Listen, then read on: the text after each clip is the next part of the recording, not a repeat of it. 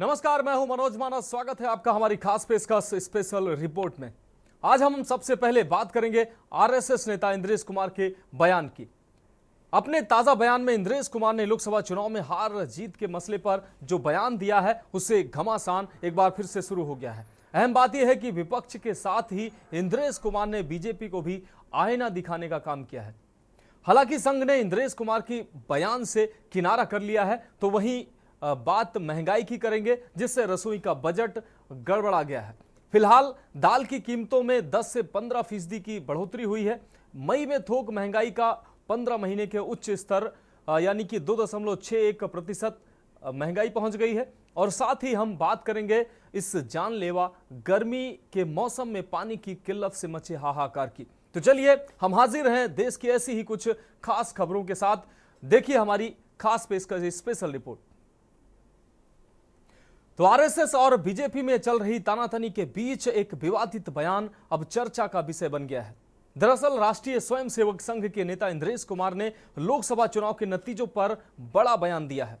उन्होंने सत्तारूढ़ बीजेपी को अहंकारी और विपक्षी इंडिया ब्लॉक को राम विरोधी करार दिया है। इंद्रेश कुमार ने कहा कि राम सबके साथ न्याय करते हैं। 2024 के लोकसभा चुनाव को ही देख लीजिए।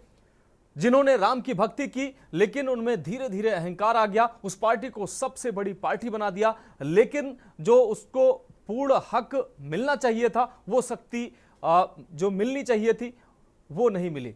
वो भगवान ने अहंकार के कारण रोक दी। हालांकि इंद्रेश कुमार के बयान से संघ ने किनारा कर लिया है। यह रिपोर्ट देखिए।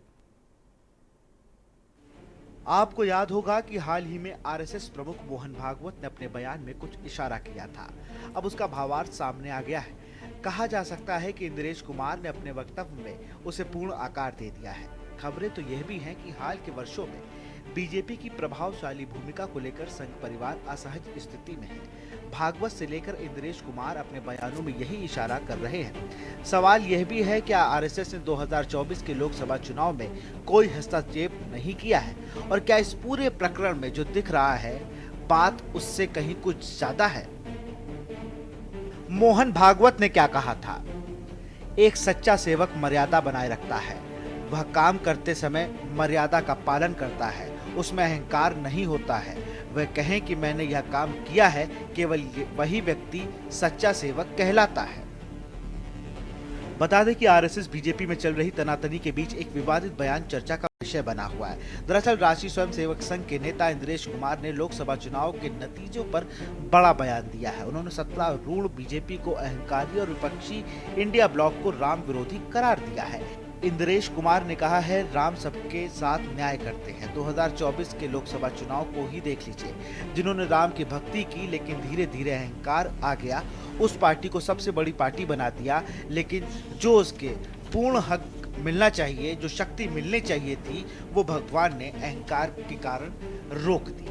इंद्रेश कुमार ने आगे कहा कि जिन्होंने राम का विरोध किया उन्हें बिल्कुल भी शक्ति नहीं दी, उनमें से किसी को भी शक्ति नहीं दी। सब मिलकर भी नंबर 1 नहीं बने, नंबर 2 पर खड़े हैं। इसलिए प्रभु का न्याय विचित्र है, सत्य है, बड़ा आनंददायक है।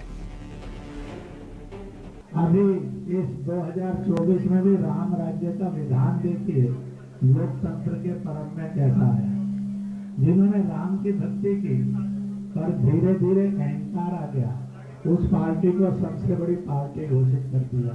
और उसका और जो पूरा उसको मत मिलना चाहिए, जो शक्ति मिलनी चाहिए, वो भगवान ने अहंकार के कारण रोका। जिन्होंने राम का विरोध किया उनमें से किसी को भी शक्ति नहीं दी, सब मिलकर भी नंबर 1 नहीं बने, नंबर 2 पर खड़े कर दिए। इसलिए प्रभु का न्याय बड़ा विचित्र नहीं है, बड़ा सत्य है, बड़ा आनंददायक। अहंकार से कितना नुकसान? संघ और संगठन दोनों को नुकसान हुआ। अहंकार की वजह से सीटें कम आईं, पार्टी कार्यकर्ताओं में नाराजगी बढ़ी, पार्टी के प्रति लोगों का विश्वास घटा। अहंकार की वजह से अयोध्या में हारे। हम बता दें कि राष्ट्रीय स्वयंसेवक संघ और भारतीय जनता पार्टी के पहिए दशकों से एक लय में एक गति से चल रहे हैं। जब नए इलाकों में पैर जमाने की बात आए तो संघ हमेशा आगे रहा। यहां आरएसएस ने पहले जमीन तैयार की, फिर बीजेपी वहां पहुंची और राजनीतिक रूप से स्वयं को समृद्ध किया। अगर दोनों संगठन के बीच ऐसा सहज समन्वय और सामंजस्य है तो संघ परिवार की ओर से फिर असहमति के स्वर क्यों? ये असंतोष की बुदबुदाहट क्यों? अगर बुदबुदाहट ही क्यों इंद्रेश कुमार ने नेता अब खुली घोषणा कर दी है। अहंकारियों को प्रभु राम ने रोक दिया है। दरअसल नागपुर में एक कार्यक्रम के दौरान आरएसएस के संचालक मोहन भागवत ने राजनीतिक दलों और उनके नेताओं के खिलाफ जब टिप्पणी की तो इस चर्चाओं के स्वर तेज हो गए और ये राष्ट्रीय बहस का विषय बन गई। टिप्पणियों का ये सिलसिला यही नहीं रुका। मोहन भागवत के बाद संघ के मुख्य पत्र वास्तव में संसद क्यों है और उसमें दो पक्ष क्यों है? इसलिए है कि दोनों पहलू उजागर हो। किसी भी सिक्के के दो पहलू रहते हैं, ऐसे किसी भी प्रश्न के दो पहलू रहते हैं। एक पक्ष एक पहलू का विचार करता है तो दूसरे पक्ष ने दूसरा पहलू उजागर करना है ताकि जो होना है वो पूर्णतः ठीक हो, सहमति बने। इसलिए संसद बनती है, लेकिन ऐसी सहमति बनना स्पर्धा करके आए लोगों में थोड़ा कठिन भी रहता है और इसलिए हम बहुमति का आसरा लेते हैं। उसके लिए स्पर्धा चलती है। स्पर्धा है, कोई आपस का युद्ध तो है नहीं। इसलिए समाज में पीढ़ी दर पीढ़ी चलने वाले संपूर्ण सृष्टि की धारणा करने वाले धर्म के संस्कार, जो संस्कृति हमको सिखाती है, उस संस्कृति के पनपने का, आगे की पीढ़ी तक पहुंचने का प्रश्न खड़ा हो गया है। जिन्होंने उसको त्याग दिया उनकी स्थिति दुनिया में अच्छी नहीं है। भले ही भौतिक वैभव होगा, परिवार टूट रहे हैं, मन में अशांति है, छोटे बच्चे बंदूक लेकर अपने विद्यालय के सहपाठियों को गोलियों से भून डालते, ऐसी परिस्थितियां आती है। 5 जनवरी में लोकसभा चुनाव में बीजेपी के परफॉर्मेंस पर एक आलोचनात्मक लेख छपा जिसका शीर्षक था लोकसभा चुनाव 2024 एनडीए सबब है और सफलताएं भी। भागवत इंद्रेश कुमार की टिप्पणियां ऐसे समय आई जब इस बात पर गहन चर्चा चल रही है कि क्या आरएसएस ने वास्तव में बीजेपी से दूरी बना ली है और 2024 के लोकसभा चुनाव के दौरान पूरे दिल से उसका समर्थन नहीं किया है। आपको बता दें कि कुछ लोगों ने उनकी टिप्पणी प्रधानमंत्री नरेंद्र मोदी की आलोचना के रूप में देखा, क्योंकि प्रधानमंत्री ने कई अवसरों पर स्वयं को जनता का प्रधान सेवक बताया था। हालांकि मोहन भागवत का हालिया टिप्पणी पहले की कई बार की तरह अस्पष्ट है। भागवत के बयान का लक्ष्य कौन है, इसका संदेश क्या है, इस पर चर्चा अभी ठंडी नहीं पड़ी है। इंद्रेश कुमार ने पलीता लगा दिया है। इंद्रेश कुमार ने इस बयान का वजन इतना है कि बीजेपी की ओर से कोई भी बड़े नेता ने इसकी कोई टिप्पणी नहीं की है। कांग्रेस, शिवसेना जैसे विपक्षी दल और बीजेपी की सहयोगी जेडीयू ने इस पर जरूर अपनी प्रतिक्रियाएं दी हैं, लेकिन संघ द्वारा अहंकारी बताए जाने के बाद बीजेपी ने अपनी रक्षा में कुछ खास तर्क नहीं दिए हैं। खास रहे संघ और बीजेपी के रिश्ते। आरएसएस और बीजेपी के बीच संबंध और संघ किस हद तक थे, राजनीतिक पार्टी पर प्रभाव डालता है, यह हमेशा से चर्चा का विषय बना है। लेकिन इस बार कुछ अलग है। वह भागवत की टिप्पणियों के समय की ओर से इशारा करते हैं जो एक ऐसे चुनाव के बाद आई है जिसमें भाजपा बहुमत के आंकड़े से पीछे रह गई है और प्रधानमंत्री नरेंद्र मोदी के बड़े और साहसिक निर्णय लेने की क्षमता को झटका लगा है। गौरतलब है कि पीएम मोदी आरएसएस प्रचारक रहे हैं और संघ की नजरों में वह आदर्श प्रधानमंत्री माने जाते हैं। सच्चाई तो ये है कि आरएसएस ने 2014 के आम चुनाव में उनके लिए अपने सभी सहयोगी संगठनों की ताकत लगा दी थी। स्पेशल डेस्क के न्यूज इंडिया। तो स्पेशल रिपोर्ट में फिलहाल वक्त एक ब्रेक का है और ब्रेक के बाद हम वापस आएंगे तो बात करेंगे महंगाई से त्राहिमाम की। आप देख रहे हैं के न्यूज, खबरों का सारथी। ब्रेक के बाद स्पेशल रिपोर्ट में एक बार फिर से आपका स्वागत है। हम बात कर रहे हैं महंगाई से त्राहिमाम की। देश में महंगाई की मार से आम जनता बुरी तरह से त्रस्त नजर आ रही है। तेल, सब्जियों से लेकर खाने पीने की चीजों के दाम में वृद्धि ने रसोई का बजट गड़बड़ा दिया है।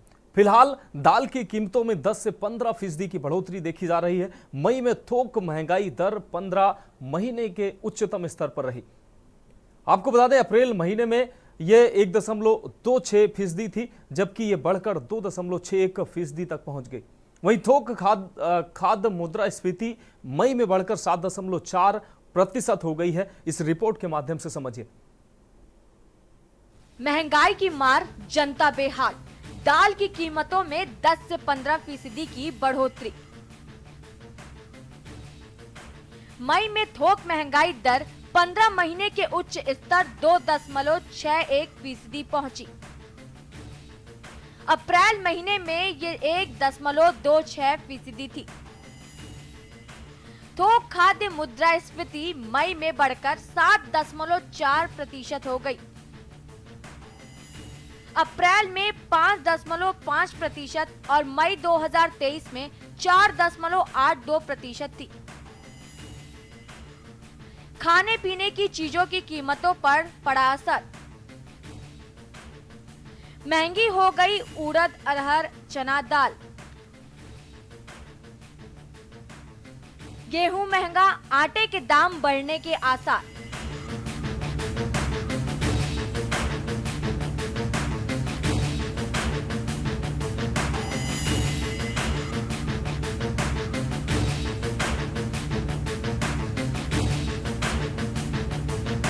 लोकसभा चुनाव के नतीजे आने से एक दिन पहले ही आम आदमी को महंगाई का झटका मिला है। घर घर में इस्तेमाल होने वाला अमूल दूध और हाईवे पर घूमना एक बार फिर महंगा हो गया है। पिछले 2 महीनों में दाल की कीमतों में 10 से 15% की बढ़ोतरी हुई है। दाल की कीमतों में बढ़ोतरी होने से आम जनता की रसोई से दाल गायब होने लगी है। जो लोग प्रत्येक महीने राशन की दुकान से 2 से 2.5 किलो दाल की खरीदारी करते थे, अब वे लोग 1 से 1.5 किलो दाल से काम चलाने को मजबूर हो रहे हैं। अगर जल्द ही दालों की रेट पर नियंत्रण नहीं लगाया गया तो आम आदमी की थाली से अरहर की दाल, चने की दाल, उड़द दाल और मूंग की दाल पूरी तरह से गायब हो जाएगी। फुटकर व्यापारी बताते हैं कि पिछले 2 महीनों में दालों की रेट में बढ़ोतरी दिखाई दी है। दालों के रेटों में वृद्धि होने से बाजार में दाल की बिक्री घटने लगी है। पिछले 2 महीनों में दाल के रेट में 10 से 15% तक बढ़ोतरी देखने को मिली है। इस बढ़ोतरी का मुख्य कारण दाल का पैदावार में कमी और विदेशों से दालों का न आना है। सरकार को इस तरफ ध्यान देना ताकि दालों के रेटों को नियंत्रित किया जा सके। वहीं रिजर्व बैंक ने शुक्रवार को इस साल के लिए खुदरा महंगाई दर का अनुमान 4.5% पर बनाए रखा है। बैंकों को उम्मीद है कि इस साल मॉनसून सामान्य रहेगा। हालांकि खाने पीने की चीजों की कीमतों पर कड़ी नजर रखने की बात कही गई है। मई में देश की थोक महंगाई दर 15 महीने के उच्च स्तर 2.61% पर पहुंच गई है। आलू का रेट सर इसलिए बढ़ रहा है क्योंकि एक तो फसल नहीं है इस टाइम आलू की, स्टोर में कम होता जा रहा है आलू, और प्याज की तेज रिपोर्ट इस वजह से है। थोड़ा सुनने में आया है कि गवर्नमेंट जो है वो बाहर भेज रही है, हिंदुस्तान वाले महंगाई खाएंगे। आज का रेट की बात करें तो क्या रेट है? आज की डेट में रेट जो है वो 36 से लेकर 40 रुपये किलो तक का रेट है। मार्केट में अगर हम किसी फड़ी वाले से लेंगे, रेडी वाले से लेंगे तो कम से कम 50 रुपये किलो प्याज देगा वो। आलू जो है आज की डेट में 40 रुपये किलो है। बहुत ज़्यादा कम होता है सर, बहुत फर्क पड़ता है। प्याज का दाम ये इसके कई कारण हैं इसमें। एक तो इसकी प्रोडक्शन कम हुई है, जो अपना मध्य प्रदेश में प्रोडक्शन होती है वो बहुत कम हुई है, लगभग 60% कम हुई है। और दूसरा रीज़न ये है कि जो गर्मी ज़्यादा होने की वजह से ये गलन सड़न ज़्यादा हो चुकी है, उसकी वजह से वेस्टेज ज़्यादा हो जाती है, गल सड़ जाता है, जिसकी वजह से रेट बढ़ गए हैं।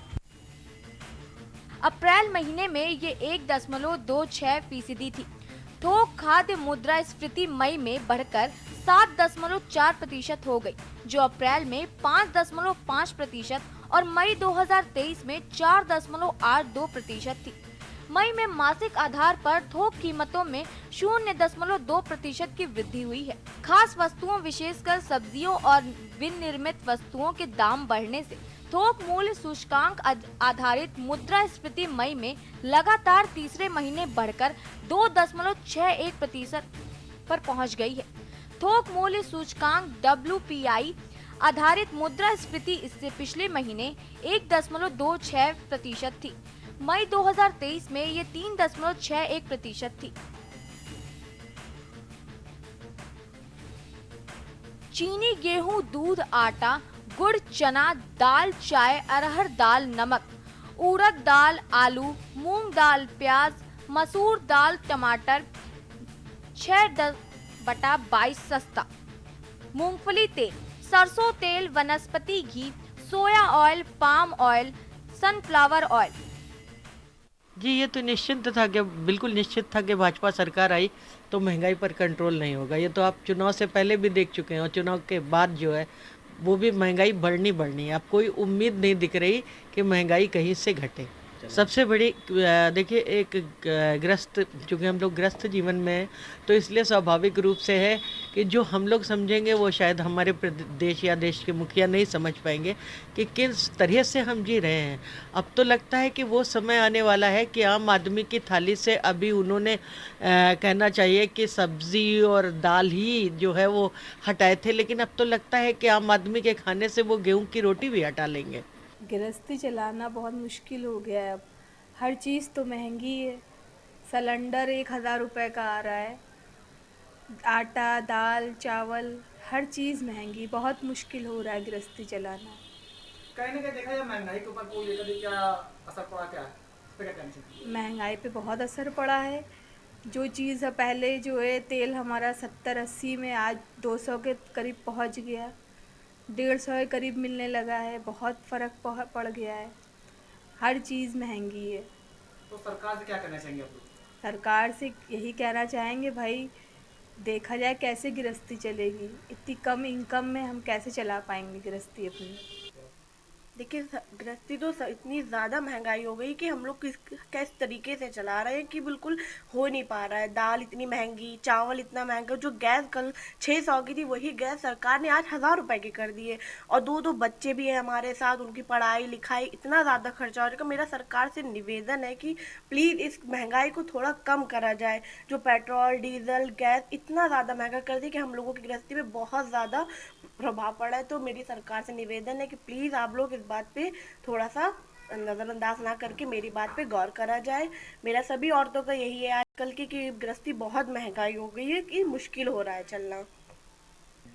गृहस्थी क्या देखें, बहुत महंगाई है, गृहस्थी चल ही नहीं पा रही है। सिलेंडर इतना महंगा है, राशन इतना महंगा है कि कहाँ से करा जाए। इतनी महंगाई सरकार ने बढ़ा दी है। आटा देखिए, दाल कहाँ जा रही है, तेल इतना महंगा है, सब बच्चे परेशान हैं महंगाई को लेके। अच्छा, कहीं ना कहीं देखा जाए महंगाई इतनी हो रही है तो इस पर क्या करना चाहेंगे आप लोग? सस्ता कुछ करें सरकार को। सिलेंडर 1000 का आ रहा है, कहाँ पहले 600-500 का मिलता था। तो आप सरकार से क्या करना है, किस तरह के महंगाई पे वो करें? कुछ तो कम करें हम किसी चीज़ में भी।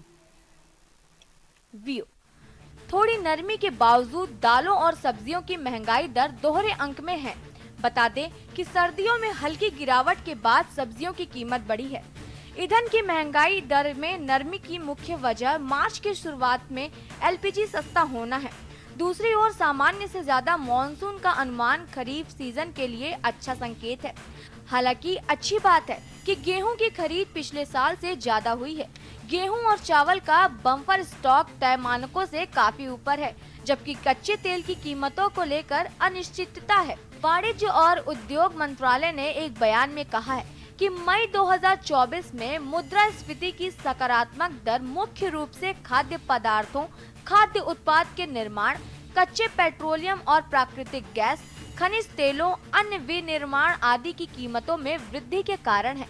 वहीं ईंधन और बिजली बास्केट में मुद्रास्फीति 1.35% रही, जो अप्रैल की 1.38% की मुद्रास्फीति से थोड़ी कम है। विनिर्मित उत्पादों की मुद्रास्फीति अप्रैल में 0.42% से बढ़कर 0.78% हो गई है। मई के थोक मूल्य सूचकांक में वृद्धि इस महीने के खुदरा मुद्रास्फीति के आंकड़ों के विपरीत है। भारतीय रिजर्व बैंक मौद्रिक नीति तैयार करते समय मुख्य रूप से खुदरा मुद्रास्फीति को ध्यान में रखता है। मई के थोक मूल्य सूचकांक में वृद्धि इस महीने के खुदरा मुद्रास्फीति के आंकड़ों के विपरीत है।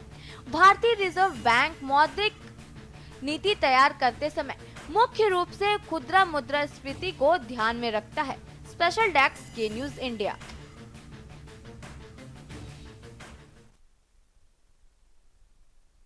की किल्लत की। दरअसल लगातार बढ़ती गर्मी के बीच उत्तराखंड के कई इलाकों में पानी की कमी हो गई है, जिसकी वजह से पानी की किल्लत से जूझना पड़ रहा है लोगों को। राजधानी देहरादून के काठ बंगला इलाके में ऊंचे इलाकों में रहने वाले लोगों की परेशानियां बढ़ गई हैं। उन्हें हर रोज ऊपर पहाड़ों से पीने का पानी लाना पड़ता है। ये रिपोर्ट देखिए। लगातार बढ़ती गर्मी के बीच उत्तराखंड के कई इलाकों में लोगों को पानी की किल्लत से जूझना पड़ रहा है। राजधानी देहरादून के काठ बंगला इलाके में ऊंचे इलाकों में रहने वाले लोगों ने बताया कि पानी की कमी की वजह से उन्हें हर रोज ऊपर पहाड़ से पीने का पानी लाना पड़ रहा है।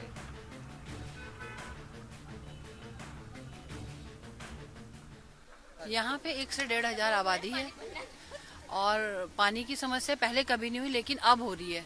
जबकि पानी हमारे वार्ड से सेकर फॉल और यहाँ से हमारे वार्ड से नीचे सप्लाई है और हमारे वार्ड में ही परेशानी हो रही है, जबकि हमारे वार्ड से ही पानी जा रहा है नीचे। और हैंडपंप है, उससे थोड़ा गुजारा चल जा रहा है। लाइनों में तो पानी ऊपर 64 घर हैं, वहाँ पे कई दिनों से पानी, आप वहाँ पे देखेंगे अगर चढ़ाई तो आदमी पैदल नहीं चढ़ पाता, लेकिन वहाँ के लोगों को नीचे हैंडपंप में पानी लेने आना पड़ा। ये 3 तारीख से सर पानी नहीं आ रहे हम लोग को, उतने ऊपर से पानी लेने नीचे आना पड़ता है और फिर उतने ऊपर देखिए कैसे हम चढ़ते हम लोग पानी लेके, कितना समस्या है। ये लोग वहाँ पे टैंक ही नहीं चढ़ सकते, टैंक नहीं चढ़ सकते ना सर, ऊपर कहाँ जाएंगे ढांग में टैंक चढ़ के ऊपर। साधन तो है नहीं हम लोगों की, कितनी परेशानी हो रही है। एक तो बच्चे पानी ढोड़ो के परेशान हो गए सब। बिल तो ऐसे लेते हैं जैसे कि महंगा की GST लगा देंगे, ब्याज बढ़ा देंगे, अब पानी नहीं देंगे। पानी कहाँ आधा घंटा से कम आता हमारे यहाँ, सुबह और शाम को आधा घंटा। तो पीने के लिए मैंने तो ऊपर 2 मंजिले में तो बिल्कुल मोटर से भी नहीं चढ़ रहा, उसका प्रेशर बिल्कुल लो प्रेशर है। यही चक्कर है सर। तो कोई अगर सुविधा हो तो पानी का कराओ तो कहीं से कोई कुछ और जगह तक, बल्कि तो एडिशनल लाइनें खुली हुई है हमारे यहाँ, तो वो भी नहीं हुए अब तक। कुछ लोगों का दावा है कि वे पिछले 6 महीनों से पानी की किल्लत से जूझ रहे हैं। लोग अपनी पानी की जरूरतों को पूरा करने के लिए हैंडपंप और नल की तलाश करने को मजबूर हैं। यहाँ पर कोई नहीं आया है, यहाँ सदैव संकट ही रहता है। कम से कम 5-6 महीने हो गया पानी नहीं आया, कभी आ जाता है कभी नहीं आता। और पीने वाला पानी नहीं है, नदी का पानी है, बाहर उधर से लाते हैं नदी पार से पीने के लिए। जब 5-6 महीने हो गए संकट को। प्रशासन के मुताबिक आने वाले दिनों में स्थिति में सुधार होने की संभावना है। जिन इलाकों में पानी की कमी है वहां वैकल्पिक व्यवस्था की गई है। मई लास्ट वीक के आसपास की जो क्राइसिस ज़्यादा थी वो अब कम हो गई है, अब स्थिति थोड़ी बेहतर है पहले से। बट अभी भी ऐसे इलाके हैं जहाँ पे पेयजल को लेकर के अभी समस्याएं हैं। हम लोग एक्चुअली हर साल 1 अप्रैल से मॉनिटर करना शुरू करते हैं, उससे पहले पूर्व तैयारियां भी करते हैं कि किन इलाकों में संभावना हो सकती है कि क्राइसिस होगी और वहाँ के लिए क्या क्या अरेंजमेंट हमने करने हैं। अभी आज की तारीख में अर्बन एरियाज में देहरादून की कई ऐसे मोहल्ले हैं, हल्द्वानी के कई ऐसे मोहल्ले हैं, या चमोली में कर्णप्रयाग वगैरह के कुछ नगर ऐसे मोहल्ले हैं, उत्तरकाशी में बरकोट वगैरह के कुछ मोहल्ले हैं जहाँ पे क्राइसिस है। लोगों को उम्मीद है कि मानसून के आने से उनकी परेशानियां कम होंगी और जल्द ही पानी की सप्लाई सुधरेगी।